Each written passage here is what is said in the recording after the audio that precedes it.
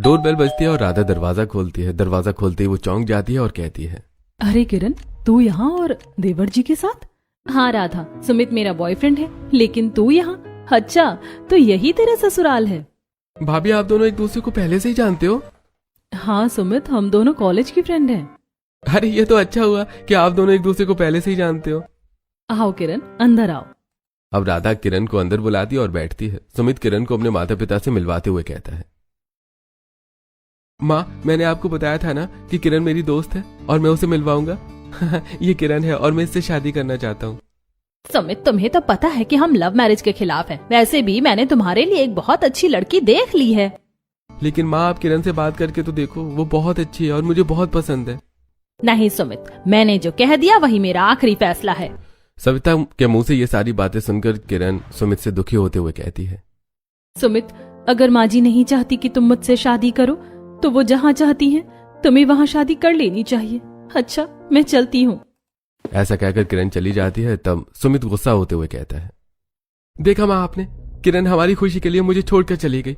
माँ मैं तो एक बात कह देता हूँ, मैं किरण से प्यार करता हूँ, शादी करूंगा तो उसी से करूंगा वरना किसी से नहीं।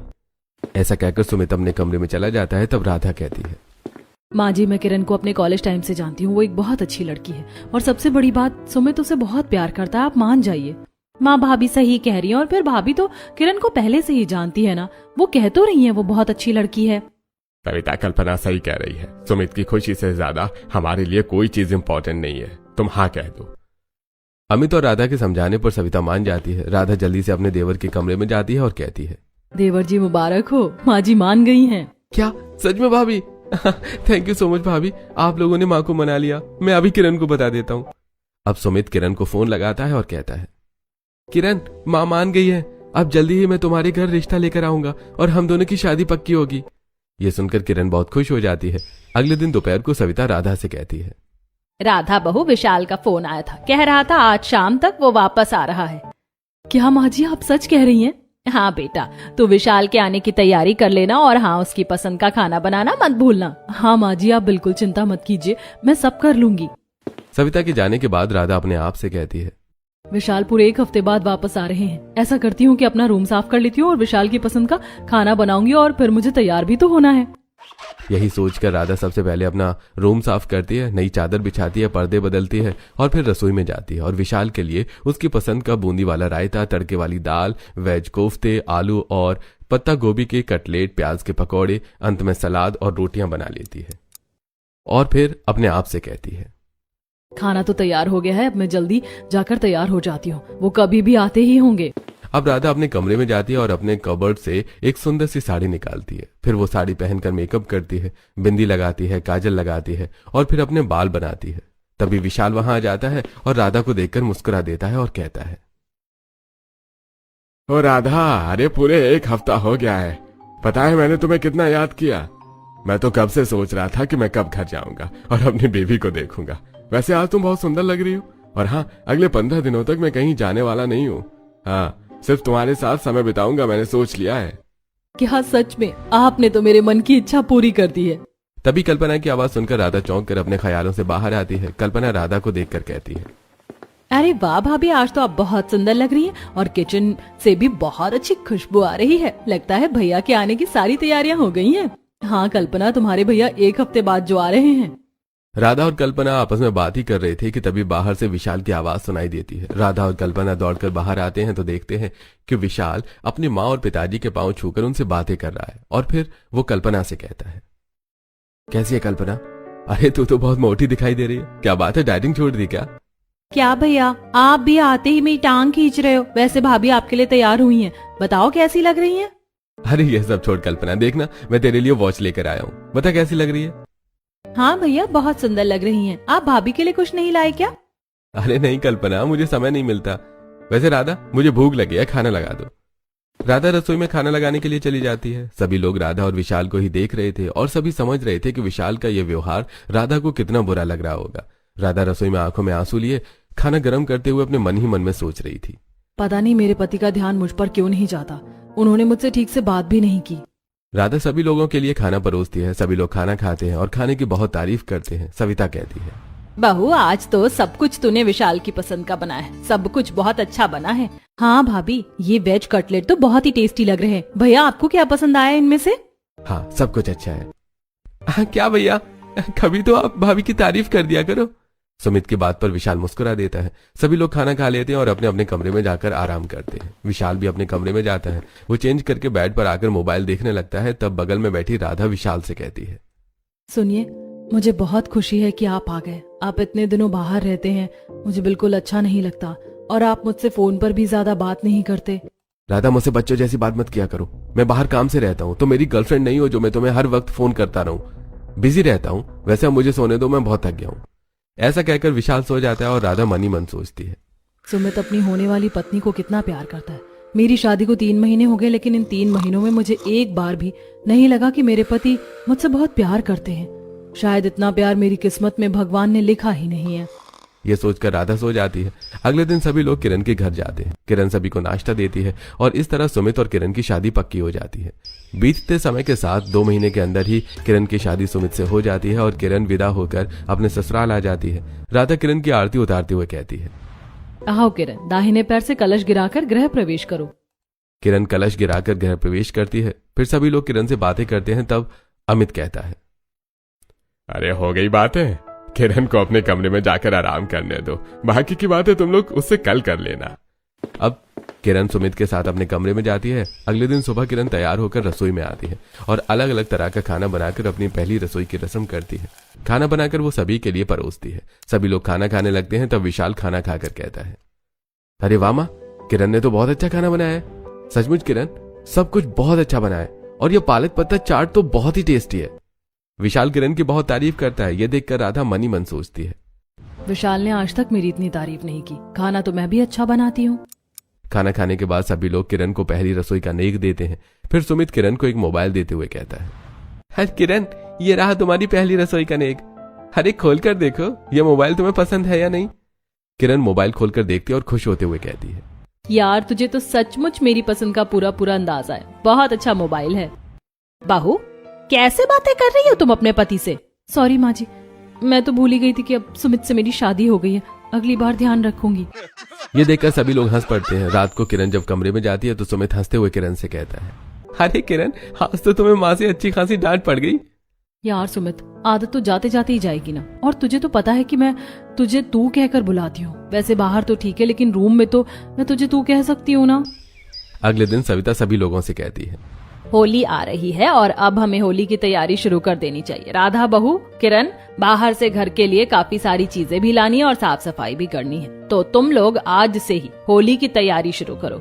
जी माँ जी। माँ जी, ऐसा करते हैं कि आज शाम को सभी लोग शॉपिंग करने के लिए चलते हैं। घर के लिए कुछ डेकोरेशन आइटम्स भी ले आएंगे और खाने पीने का सामान भी ले आएंगे। फिर कल से साफ सफाई का काम शुरू कर देंगे। हाँ भाभी, ये सही रहेगा। मुझे भी अपने लिए काफी सारी चीजें लेनी है। ठीक है, तो आप लोग चले जाना। मैं घर पर ही रहूंगा क्योंकि मुझे ऑनलाइन कुछ वर्क करना है। काम तो आप करते ही रहते। आज शॉपिंग के लिए चलिए, काम रात को कर लीजिएगा। अरे कहा ना, मुझे कहीं नहीं जाना। चलिए ना भैया, मुझे आपके पैसों से भी शॉपिंग करनी है, ऐसा तो मत कीजिए। अच्छा ठीक है, कल्पना कहती है तो चलूंगा।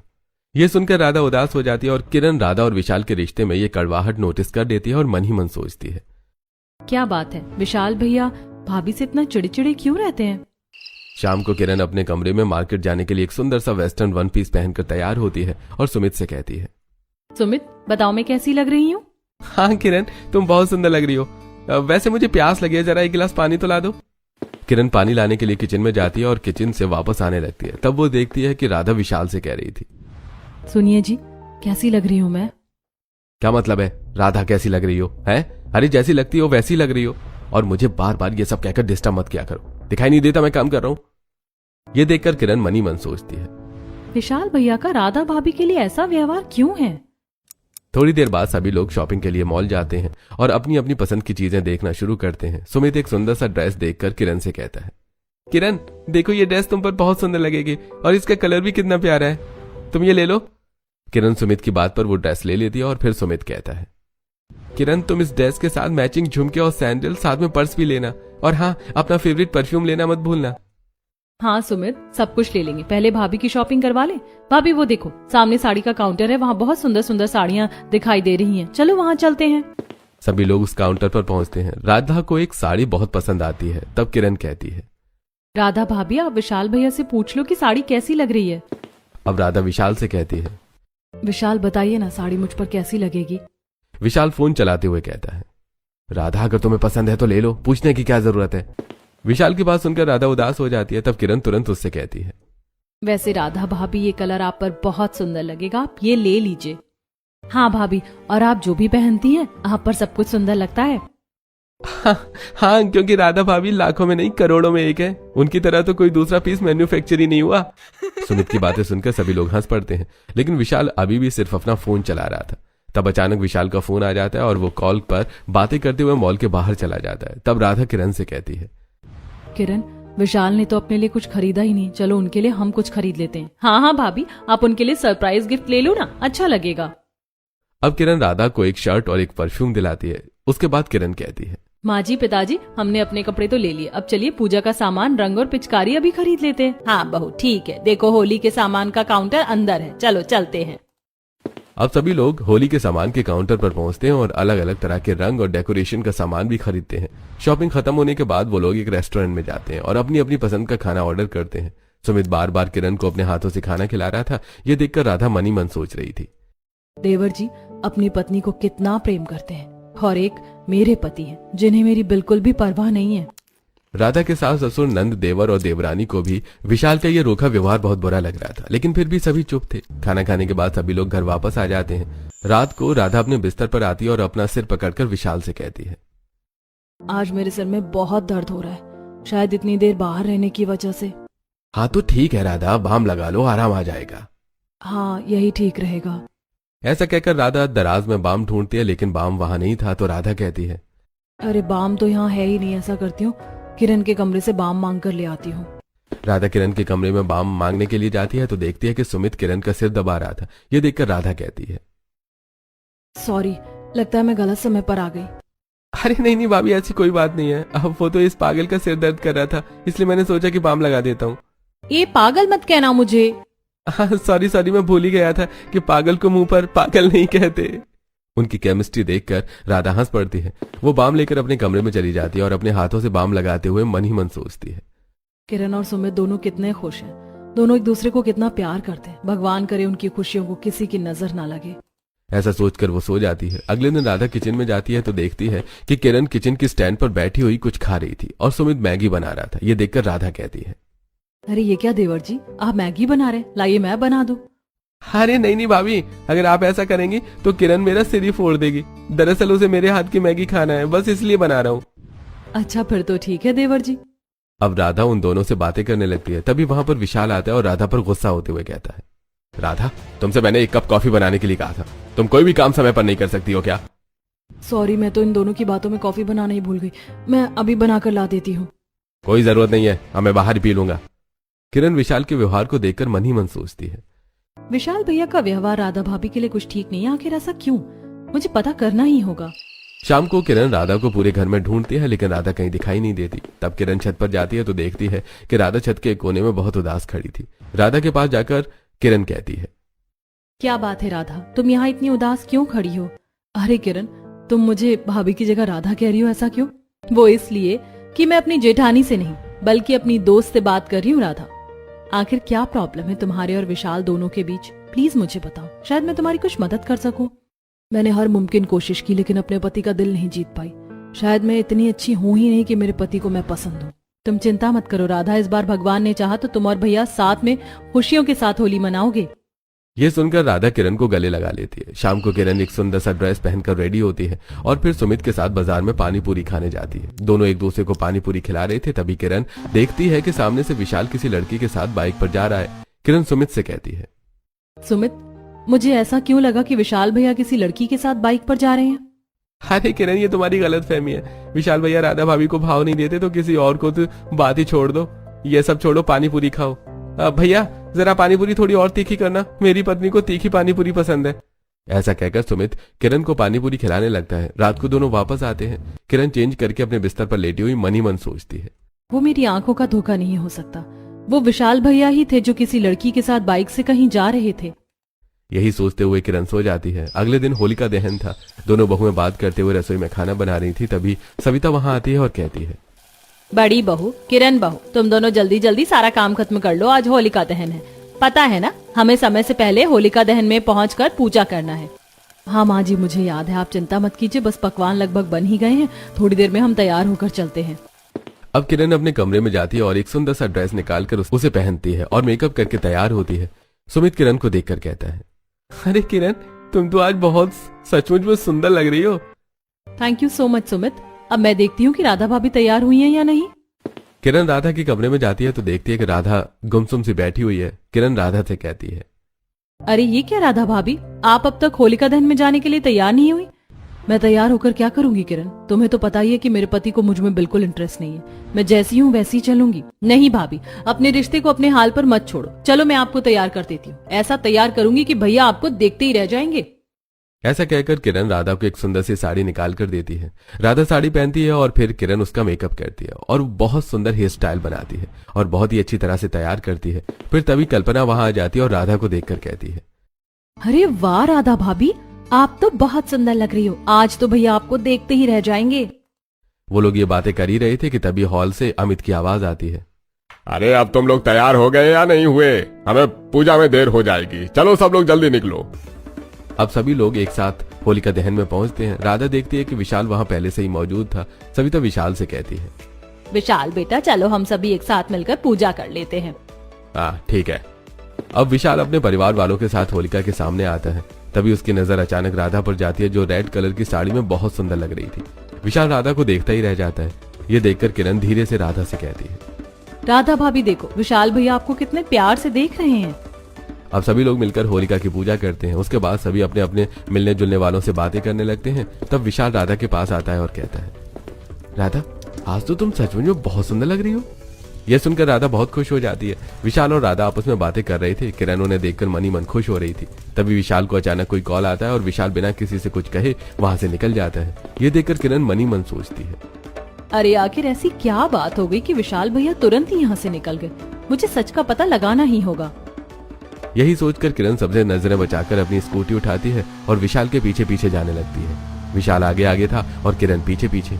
विशाल एक पार्क में पहुंचता है जहां नीलम उसका इंतजार कर रही थी। विशाल के पास आते ही नीलम कहती है, विशाल, मैं कब से तुम्हारा इंतजार कर रही हूँ, तुम इतनी देर से क्यों आए? तुम्हें पता है ना कि मैं होलिका की पूजा तुम्हारे साथ ही करूंगी। अरे सॉरी नीलम, वो मैं अपने परिवार वालों के साथ पूजा कर रहा था, बस इसीलिए देर हो गई। लेकिन अब मैं आ गया हूँ, चलो हम दोनों मिलकर पूजा कर लेते हैं। ऐसा कहकर विशाल नीलम के साथ वहां से चला जाता है। तब पीछे खड़ी किरण अपने आप से कहती है, अच्छा तो ये बात है जिसकी वजह से विशाल भैया भाभी को प्यार नहीं करते। किरण सब कुछ देखकर चुपचाप होलिका के पास वापस आ जाती है।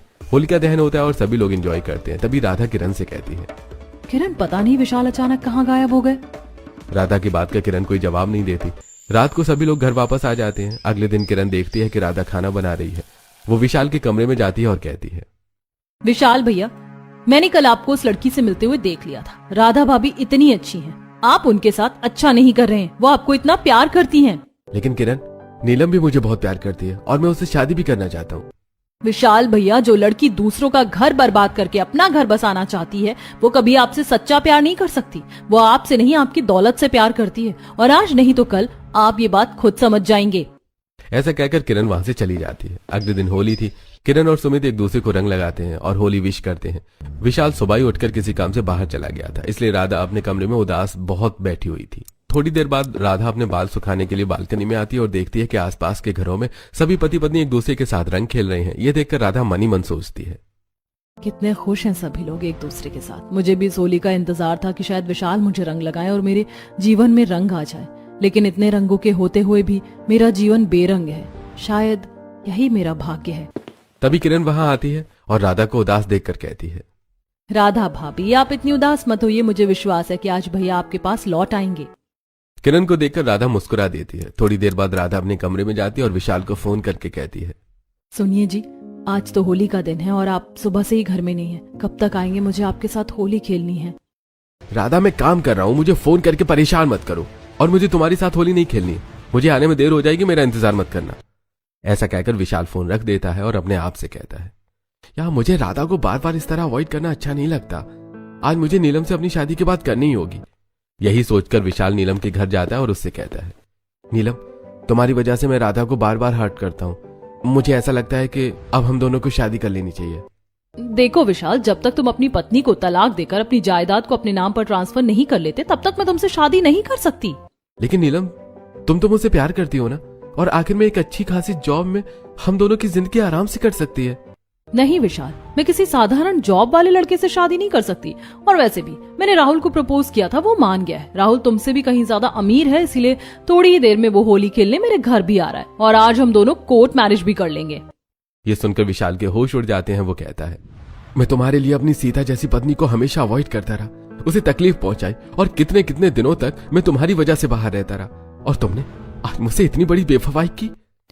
देखो विशाल, कम से कम तुम्हें तो मुझे ब्लेम करने का कोई हक नहीं बनता। अगर मैंने तुमसे बेवफाई की तो तुमने कौन सी अपनी पत्नी के साथ वफादारी की?